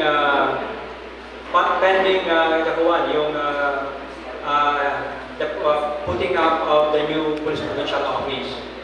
But this coming April 10, it will be formalized, and it will be parang nakaroon ng formal opening of the Maguindanao Police Provincial Office under Maguindanao del Norte. At ang makikater na yan, for the meantime, dito muna sa loob ng Police Provincial Office, and we will be designating a provincial director temporarily in the person of Police Colonel James Ulmatico. Concurrent to his duty as the DRDO, he will be appointed as the provincial director of Maguindanao del Norte PPO, and we already acquired office supplies, equipment like computers, papers, and all equipment for that matter, so that this Maguindanao del Sur Police Provincial Office will be operationalized starting April 10 this year. And our GPLT will be coming here to officially open that.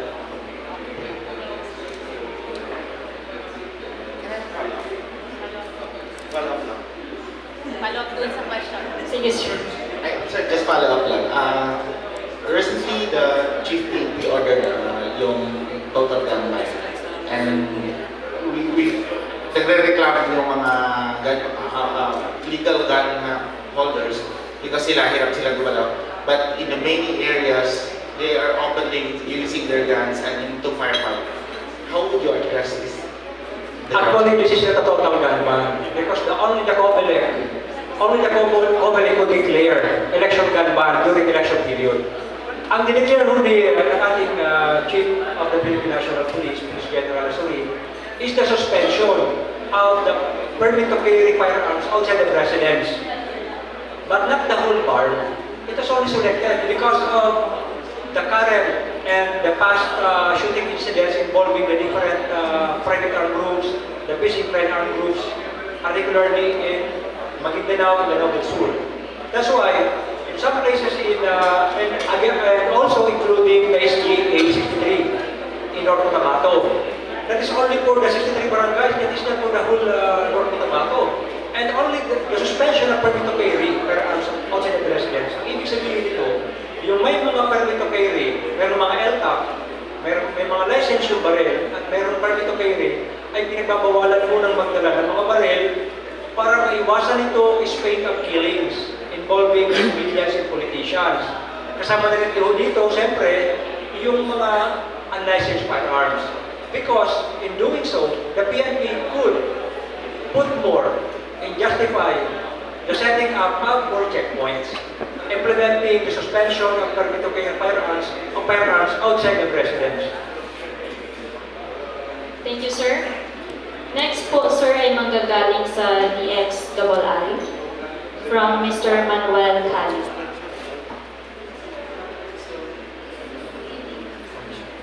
So, good afternoon, sir. I'm Manuel Cali from DXII. Sir, my question, sir, is what is your first priority sa kapanahunan po ninyo? At ano po yung mga nakalatay na programa po on your time? At second question is for our security sector, because we know kahit ano po yung lakas ng seguridad, ay may mga alien toward incident at mayroon pa rin pong patayan. Especially this month of Ramadan, dito po sa province of Maguindanao. So what is the best way to prevent against the violence extremism at the same time para po maiwasan po talaga yung ganitong insidente?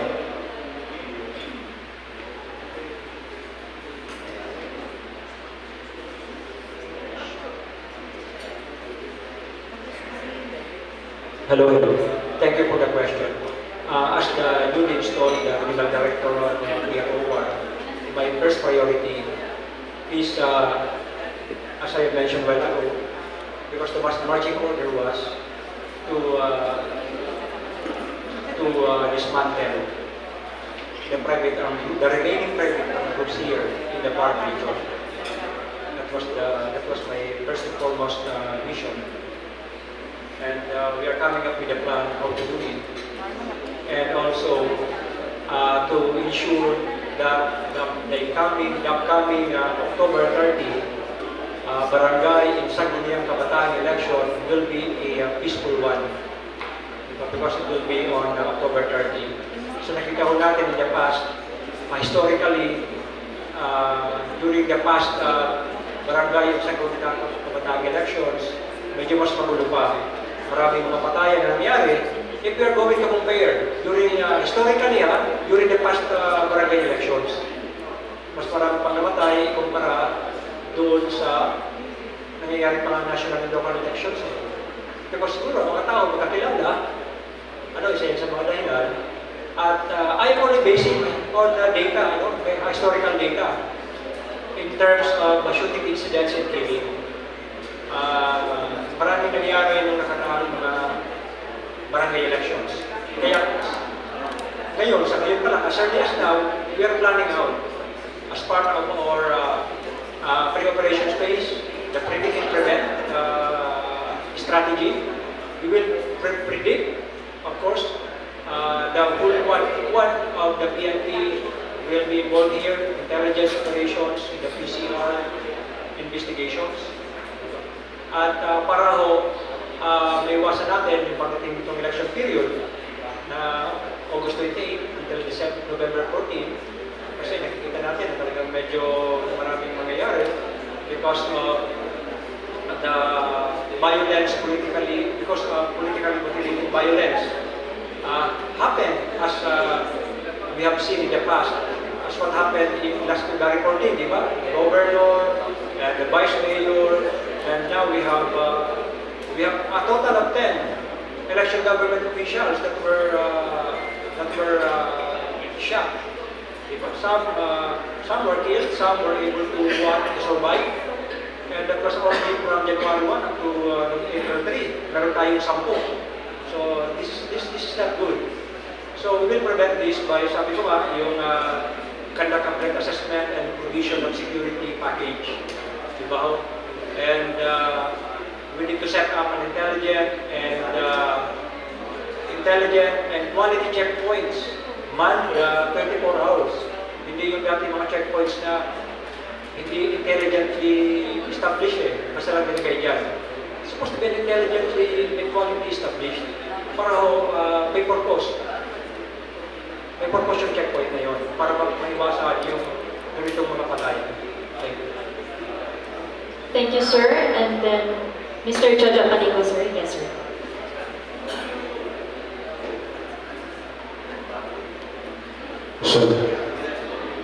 So, magandang po sa inyo na. Good afternoon. I'm Jojo Panico po ng TMLN, Cotabato City, and asintado doon sa line bilang Bureau Chief. So, since we are talking with the armed group and killings, and sometimes killings with relation to the drugs. Yun yung parang, isa po ako sa mga nagpipirma ng mga, yung mga nahuhuli nilang drugs hindi ma-impile daw, sabi ng Chief of Police, kung walang media na makapirma doon sa mga sinasabi natin sa mga exhibit. Now, since we're here, the Marines, the Army, and the Police hanggang ngayon, sir, ay mukhang lumalakas na naman yung droga. Sir, what will be the participation ng ating program? Sir, the approach of the Pro Bar is we have two approaches: the supply reduction efforts and the demand reduction efforts. But we will more focus on the supply reduction efforts. This is a focus on enforcement operations, diba? Through the implementation of warrant of arrest and search warrant on targets that have undergone a very good intelligence build-up. Diba? Nakita natin, as I mentioned well ago, last Saturday, during the conduct of the implementation of the search warrant in Bubong, Mindanao del Sur, we were able to confiscate a total of 25 transparent plastic sachet suspected to be methamphetamine hydrochloride or shabu. Ibig sabihin, itong mga grupo ito, hindi lang ginagamit siguro as for gun running or gun for hire, but they're involved in illegal drug trafficking. Diba? Yan sa party ng Mindanao del Sur. So, ang programa ko talaga namin, because we are coordinating closely with the PDEA, because PDEA is the lead agency here. Diba? Patuloy yung aming tinatawag na barangay drug clearing operations. Kasi meron naman joint directive number 4 eh. Nandun yung mga parameters kung paano kinakandak yung drug clearing operation, barangay drug clearing. But we will more focus on supply reduction efforts by the conduct of law enforcement operations, diba? Targeted and intelligence-led through search warrant, warrant of arrest, and setting up of checkpoints. Yun ang gagawin ko namin. And our stations, I will direct all stations of the Pro Bar to come up with the top 10 priority drug personalities in their respective localities. 10 priority drug personalities that will be the subject of their manhunt operations. And I would tell them to assign a tracker team so that